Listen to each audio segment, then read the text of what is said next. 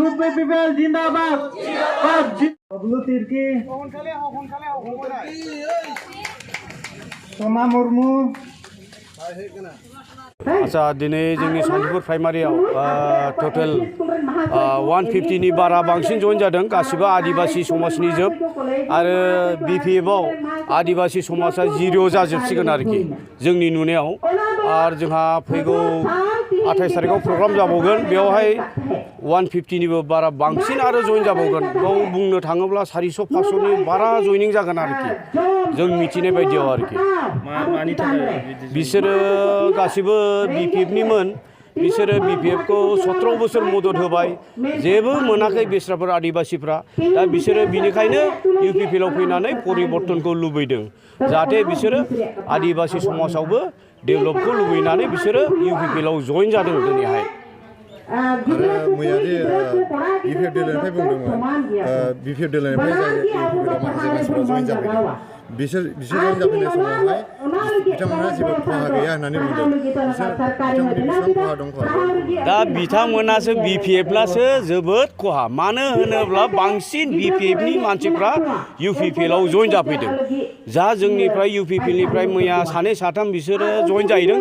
बिसोरो जाहैबाय स्किम मोनिफोरनि माबा BCDC मेम्बार मोनिनि BCDC सिआर मोनिनि माबा मोनिनि दुखु मोननानैसो थांनाय बिसोरो लबियासो बिसोरो लबिया आं बेखौसो बुङो लबिया होननानै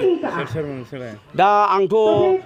बुंनो थाङोब्ला बिसोरखौ सानै ना साथामल' होननानै मिथिदों मोजाङै आं डिटेल्सखौ मोनाखै खिन्थु खोनानो मोनदों सानै ना साथामल' होननानै आं खोनानो मोनदों आरोखि जोंनिफ्राय UPPL-निफ्राय थांग्राफ्रा बारा बुरजा नङा आं बेखौ बुंनो हायो दा बिसिनि बे BPF-निफ्रायसो जोंनाव लैहोर गासिबो जोंनाव जइन जाफैगासिनो दं दा नोंथांमोना मिडिया नोंथांमोनानो नुगासिनो दं दा UPPL-आवसो लैहोर फैगासिनो दं BPF-नि मानसिफ्रा दा बेनिखायनो आं बुंनो सानो BPF-आव जाय बिथांमोन दङ बिसोरो दानो UPPL-आव फैखा जों MLA इलेक्सननि उनाव जुदि जइन जानो नागिरोब्ला जों लाया आरो बे नियमबो दंखाया दा बेनिखायनो आं खावलायो बयखौबो जाय BPF-आव थानाय बिथांफोर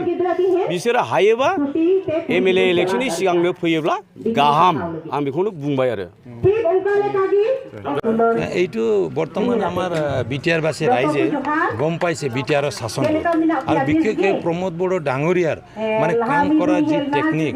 আৰু ৰাইজক লৈ ৰাইজৰ মাজত থাকি ৰাইজৰ মানুহ হৈ তেখেতে ৰাইজক মানে যি সেৱা কৰিবলৈ গৈছে আৰু তেওঁৰ এইবিলাক কামৰ যি মানে ৰণনীতি এই ৰণনীতিত মানে জনসাধাৰণে সহজে বুজি পাইছে যে যোৱা 17 বছৰ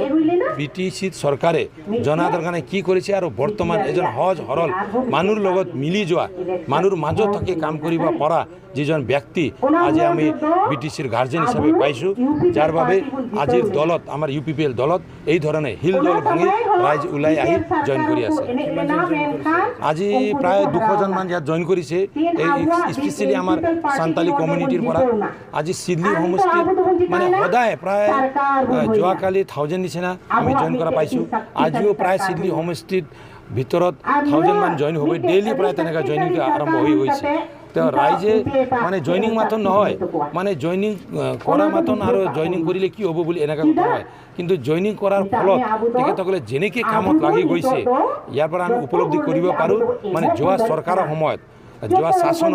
চৰকাৰৰ শাসনত ৰাইজ একেবাৰে মানে অসুবিধাত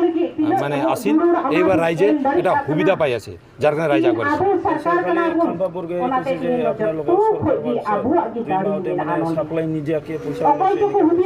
এইবিলাকতো ক'বই এটা পলিটিকেল ডাইলগ আজি তেখেতসকলে এইবিলাক কোৱাটো ডাঙৰ কথা নহয় তেওঁলোকে এটা অভিযোগ কৰিছে কিন্তু তেখেতসকলৰ শাসনত যে কি হৈছিল কি হোৱা নাই আজি ইনকুৱাৰী আপোনালোকে দেখিছে ৰাজ্যপাল শাসনত ইনকুৱাৰী সময়ত কিমানটো ফাইল তেখেতসকলৰ কৰি আছে আজি তেখেতসকলে দুমাৰ ভিতৰতে যদি আমাক অভিযোগ কৰে